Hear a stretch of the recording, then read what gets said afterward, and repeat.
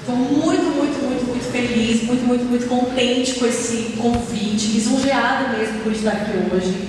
Quero agradecer à instituição em nome do professor Cláudio Barbosa, que fez esse convite. Agradecer pela presença de todos e todas que estão aqui, mas eu quero agradecer em especial a presença da Rafaela Pereira. E eu queria pedir a vocês a licença à mesa para quebrar um pouco o protocolo e pedir a Rafa para vir aqui me dar um abraço, porque a gente não se conhece pessoalmente, sabe?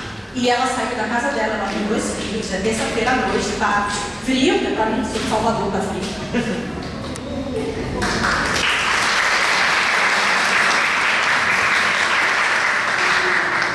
E assim, esse agradecimento também é uma liberação para que ela possa ir embora, sem ela ter os filhos, enfim.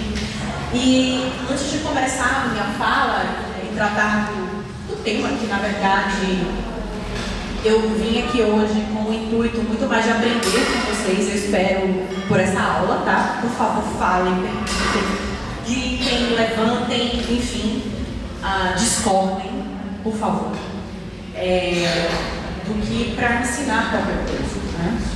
E antes, eu queria começar uma frase que me ocorreu agora, enquanto a colega falava. Porque eu não acredito em coincidências, eu acho que o universo meio que se organiza, vocês podem dar o nome que quiserem, o universo chama assim. Então a gente está nessa estrutura belíssima, fora da estrutura clássica, né, panóptica de sala de aula. Encantador vocês, assim, encantador olhar para vocês, encantador estar numa instituição pública e ver essa diversidade, sabe? Então eu queria um trecho aqui de uma citação da Clarice Lispector, que eu acho que tem muito a ver com o que eu vou falar, e tem muito a ver com esse evento, e tem muito a ver com vocês. A maioria das coisas impossíveis são impossíveis apenas porque não foram tentadas. E eu digo isso porque estar numa instituição pública, ter diversidade numa instituição pública é fazer o impossível. Eu sei que para muitos de vocês que estão aqui hoje, esse lugar foi um lugar do impossível. Eu acredito que estou falando, me baseando na minha trajetória, mas acredito que uma trajetória coincidente com muitos que estão aqui. Então, eu queria começar, porque eu acho que assim explica um pouco de toda essa bagunça que eu sou e toda essa bagunça que eu pesquiso, que eu estudo, que eu desenvolvo, enfim. Eu estou muito feliz hoje também por estar fazendo uma fala inesperadamente otimista. É muito estranho para mim ser otimista, porque eu sou do direito, mas vocês já viram que eu sou legal, né? Sou show de bola. Vocês ficaram com medo, eu falo sério, né? Ela é advogada tributarista, que saco. Vai ser muito chato falar dessa mulher. Eu sei como é. Eu entendo vocês têm razão. A gente é muito chato, no geral. Então, assim, eu sei que esse espaço é um espaço diverso, felizmente, né? Ele está sendo construído assim. Então, para mim é complicado, mas é maravilhoso estar fazendo uma fala otimista, pensando nesse futuro e esse porvir. Principalmente para mim, que pesquiso neoliberalismo e pesquiso fiscalidade e pesquiso tributação, orçamento público de dívida pública. Como é que eu estou otimista, né? Tipo assim, por que eu tô otimista? Estranho, né? Às vezes o conhecimento da filosofia, né, colega, nos entristece. Aquela frase, a ignorância é uma virtude, às vezes ela é um pouco real. Mas então, a minha provocação hoje é um pouco de uma apresentação de um projeto, na verdade é uma apresentação de um sonho. E eu vou convidar vocês a sonharmos juntos e desejo que vocês sugiram coisas para que esse sonho se torne realidade. E também vou falar de um pouco de um momento que eu vim conversando com a Nádia, que eu vivenciei há pouco tempo e que me deu mais força para acreditar nesse sonho e torcer para que ele se torne realidade. E é isso que eu quero compartilhar hoje com vocês, essa experiência e esse sonho e esse projeto. Sim, mulher, vai lá, fala logo, né? Pelo amor de Deus. Espero que estejam todos ansiosos. Enfim. Então eu vou falar um pouquinho com vocês hoje da educação jurídica popular para a cidadania fiscal e direitos humanos. Cidadania fiscal? É isso. Que trem é esse, né? Como dizem os noivos. Então, eu vou falar... deixa eu voltar aqui para eu falar. Eu participei de um evento, porque estamos no curso de licenciatura, né? E o professor Cláudio foi muito generoso, porque ele o que é que você gostaria de falar? Eu falo, eu pesquiso um monte de loucura aqui, essas loucuras, e aí ele me diz o que é que você curte, o que é que você acha que é pertinente, o que é que o povo vai se interessar, e ele, fala desse projeto então, de extensão, de educação, como é que isso funciona. Participei de um congresso, um evento recentemente, com autores do mundo inteiro, literalmente, a Conferência Freire, que aconteceu agora na UFRJ e no IFRJ, em parceria com a Universidade de Cambridge, contou com trabalhos de autores do mundo inteiro, de todos os continentes, salvo Oceania.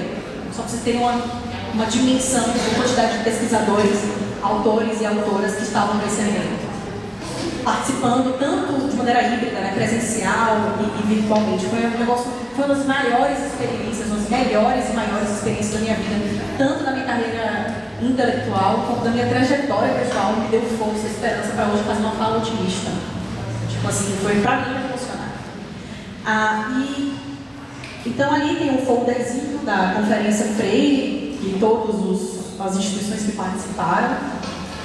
Esse negócio foi muito legal. Eu sou meio alienígena das tecnologias, sabe? Não sei se alguém sabe como é isso, mas esse negócio foi muito legal. Era uma plataformazinha que os autores entravam porque eram salas no Zoom por línguas, né? Porque tinha gente de todo mundo. Então, português, inglês, espanhol, francês, eram várias salas. E aí a gente entrava nesse mapa e marcava de onde era. E aí é legal para vocês verem como tem autores de África, Europa, Brasil, sabe? De Goiás tínhamos eu e uma outra professora da UFG, que eu não a conhecia, mas óbvio que eu fui passar ela depois pra gente trocar uma ideia, né? Porque eu sou bem dessa. Fui stalkear a mulher. Enfim, mas só para vocês terem uma dimensão, depois eu vou botar até aqui o site, para quem quiser, eu vou disponibilizar esses slides, enfim. E tá, Carol, mas o que é que você está chamando de sonho e o que é que você está falando? Eu estou falando de Paulo Freire, tá? E eu vou falar muito no nome dele essa noite, até porque eu recebi um convite para fazer uma fala numa faculdade particular aqui de Anápolis, eu não vou falar qual é, até porque eu não lembro o nome mesmo. E aí o professor que me convidou, eu falei a mesma coisa, né? Eu posso falar disso, porque eu pesquiso isso, tem umas pesquisas recentes, umas coisas assim, lá. Ah, tudo bem, massa, mas só não fala de Paulo Freire. Pô, eu tinha programado ir com a blusa. Sacou?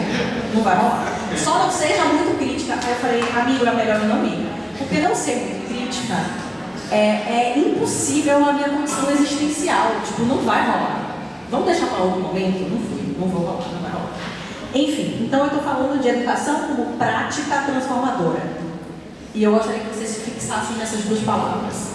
Prática e transformação. Eu acho que tem tudo a ver com a proposta desse simpósio. O que a gente está transformando? E a educação como prática. Né? Tipo, ou seja, uma teoria que está ancorada numa prática, está voltada para uma prática de transformação social, partindo da realidade concreta das comunidades. O tema dessa conferência Freire que eu falei era construindo a ponte entre a universidade e a escola. E assim, eu vim conversando com a Nádia no carro, de Brasília para cá. Nossa, super aula que eu tive com essa mulher. A escola é qualquer lugar, né? Todo lugar é escola. Né? Então, essa separação entre o que é escola e o que não é escola, essa construção de qual conhecimento é válido, de qual conhecimento não é válido, sabe? Do que é científico, enfim, estou eu aqui desconstruindo, os professores de metodologia, se estiverem aqui, vão me bater no final, mas é algo para a gente refletir, né? Tem até nome, epistemicídio, né? Dos conhecimentos que são assassinados, que foram assassinados e continuam sendo assassinados.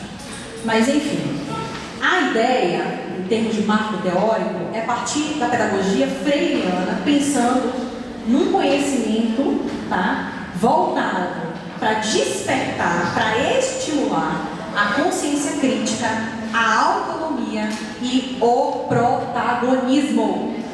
Essa educação bancária, que parte da premissa de que eu sei que tudo e vocês não sabem nada, vocês como educandos e eu como educadora, isso é extremamente falacioso. Vocês não são um vaso vazio que a gente vai lá e deposita alguma coisa. Vocês têm muito mais a nos ensinar.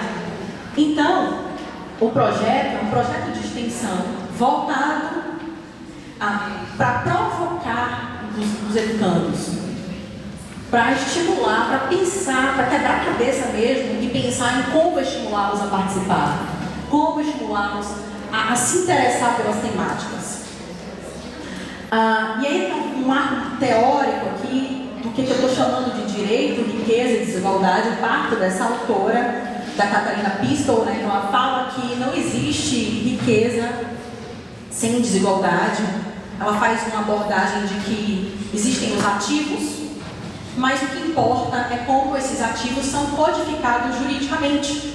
Então, algumas pessoas têm propriedade, outras têm posse, outras têm detenção. Então, não é o que se tem, mas sim quão mais privilegiado você é juridicamente por ter alguma coisa e não ter algo. É uma parte dessa premissa, dessa perspectiva do que você tem, mas não necessariamente de ter algo seu, e sim de quão privilegiado você é pelo próprio direito por ter ou não. Então tem pessoas que têm mais, mas não é em quantidade, e sim em direitos. No frigir dos ovos é isso: quanto mais direitos, mais privilégios. Beleza? Essa é uma premissa interessante dessa autora, e ela diz que quem cria desigualdade... A amiga chegou ali. Vocês são muito maravilhosos, vocês de Anápolis, vocês vêm mesmo. Não pode convidar, né, que a galera vai. E aqui tem uma crítica à modernidade e ao saber moderno, ou seja, a parte de algumas premissas, né, a ideia de colonialidade do poder de Quijano. Espero que todo mundo já tenha ouvido falar dele. Se não ouviu, anota para pesquisar depois, que é muito bom, vale a pena. Uma reflexão de Foucault sobre saber e poder, que parte de uma premissa de que, gente, como assim em algum momento do nada surgiu o conhecimento? Conhecimento é invenção. Conhecimento é invenção de poder. Quando você diz que você sabe e o outro não sabe, isso é poder. Você dá poder a alguém. Quando aquele conhecimento é válido e o outro é inválido, isso é poder. Então ele vai falar sobre as disputas do sujeito de conhecimento. Então tem algumas pessoas que podem ocupar espaços de conhecimento e outras que não. E eu e a Nádia viemos muito felizes, muito contentes por estarmos duas mulheres hoje dividindo essa mesa. Isso já é a semente desse novo, que está tardando a nascer, mas está nascendo. Tentaram jogar veneno nele, mas ele está aí, firme e forte. E cada vez mais forte. E uma perspectiva de cidadania, ou seja, um conhecimento voltado para a cidadania. Tá? E essa cidadania seria uma cidadania fiscal, que parte da premissa, bem rapidamente, de que fiscalidade importa. E fiscalidade, eu estou falando de tributos, orçamento público, dívida pública e endividamento privado. Não sei se vocês já ouviram falar, mas mais de 70% das famílias brasileiras estão endividadas. Sim, Carol, e daí? O que isso tem a ver com cidadania? O que isso tem a ver com educação? Isso significa que a maior parte da população brasileira acaba gastando tudo que tem, o pouco que tem, com sobrevivência. Porque se eu ganho R$1 milhão que me dera e a Nádia ganha 1.000, nós duas vamos no mercado e compramos um pacote de feijão pelo mesmo preço, mesma marca, eu que ganho R$1 milhão, proporcionalmente pago muito menos tributo do que ela. Então significa que eu acabo gastando muito mais ela gasta muito mais da renda dela com sobrevivência, alimentação, educação, principalmente quando a gente tem uma avalanche de políticas públicas que tiram direitos da gente. Então, o colégio público está aí sendo escamoteado, a saúde pública sendo devastada, tem que pagar colégio privado, tem que pagar plano de saúde. Então, Os R$ 1.000 da Nádia cada vez vão se apequenando. Isso significa que ela não tem como juntar patrimônio. Se ela não tem como juntar patrimônio, e eu tenho R$ 1 milhão, lembra? E eu tenho, o abismo social que nos separa, ele só tende, no mínimo, a se manter. Vocês concordam comigo? No mínimo vai se manter. Esse é o ponto. Qualquer política pública que se diga neutra, no mínimo, ela mantém desigualdades sociais. Tá? Eu estou brincando só com classe aqui, eu não vou nem falar, porque eu espero que vocês perguntem, mas não vai dar tempo, de classe, gênero e raça e as interseccionalidades. E população LGBTQIA+, e pessoas trans e outras diversidades.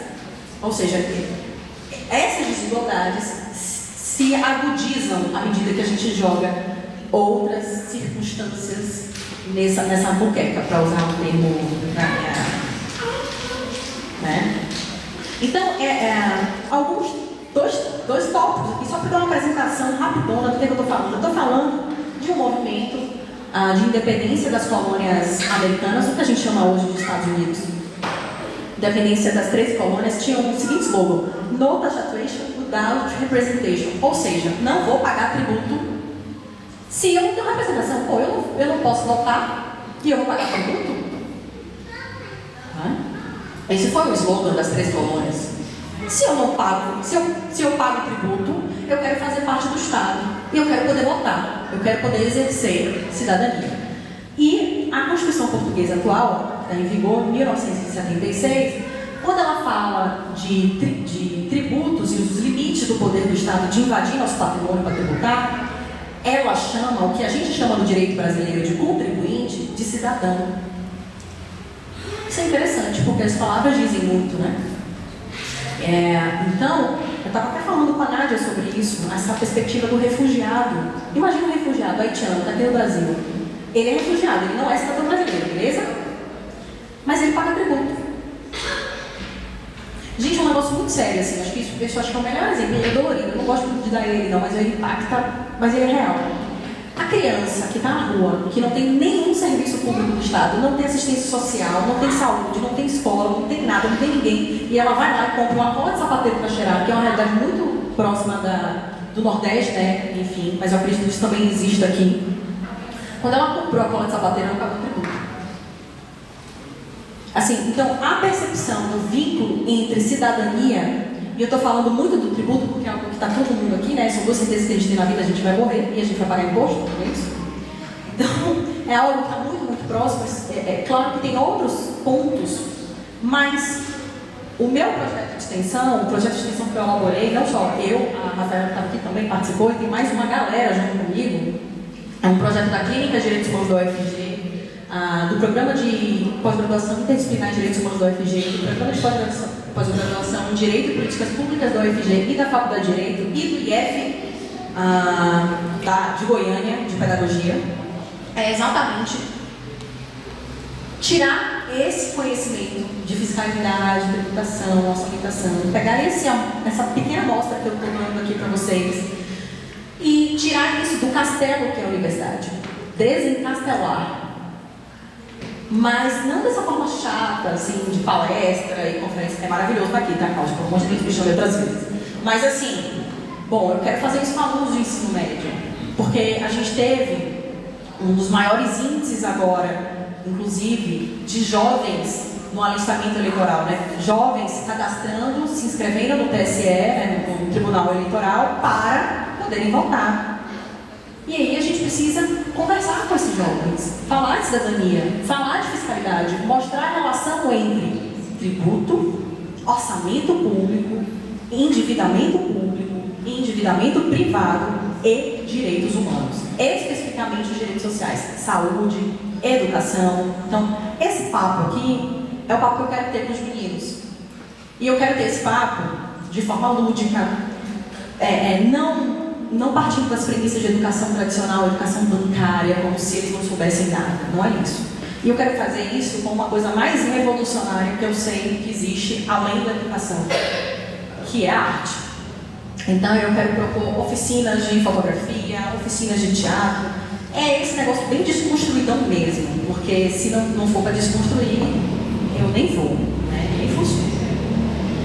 Então, basicamente, o que é o projeto, né? Qual o objetivo do projeto? O que é? Propor reflexões sobre a relação entre fiscalidade e efetividade dos direitos humanos, como por meio de práticas pedagógicas nas quais os educandos têm protagonismo, valorizando e reconhecendo os saberes populares e a realidade da comunidade.